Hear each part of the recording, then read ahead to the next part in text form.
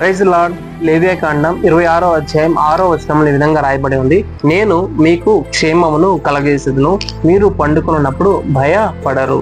మన దేవుడు మనకి క్షేమాన్ని అనుగ్రహించడానికి, మన దేవుడు మనం భద్రంగా కాపాడడానికి ఆయన చాలినవాడు. నా దేవుడు మిమ్మల్ని సురక్షితంగా కాపాడుతానని సెలవిస్తున్నాడు. కీర్తనల గ్రంథం 4వ అధ్యాయం 8వ వచనంలో, నేను పండుకొని నిద్రపోదును, నేను ఒంటరిగా ఉండినను, నీవే నన్ను సురక్షితంగా కాపాడేదవు. నా దేవుడు మనల్ని సురక్షితంగా కాపాడడానికి ఆయన చాలినవాడు. మన దేవుడు మనకు తోడుంటే, మన దేవుడు మన వెంటుంటే మనకి క్షేమమే, భద్రతే మన వెంట ఉంటుంది. మనం చేసే ప్రతి పనిలో దేవుని తోడు లేకపోతే విజయాన్ని మనం చూడలేము. మనం చేసే ప్రయాణంలో దేవుని తోడు మనకు లేకపోతే మన గమ్యస్థానాన్ని చేరలేము.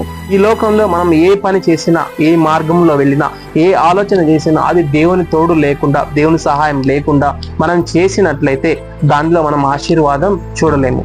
దేవుడే మనకి క్షేమాన్ని, భద్రతను అనుగ్రహిస్తానన్నప్పుడు దేవుణ్ణి ఆశ్రయించినట్లయితే ఆయన కలిగించే, ఆయన అనుగ్రహించే భద్రత, ఆయన మనకు దయచేసే క్షేమము మనం పొందుకున్నట్లయితే మనము క్షేమంగా జీవించగలుగుతాము.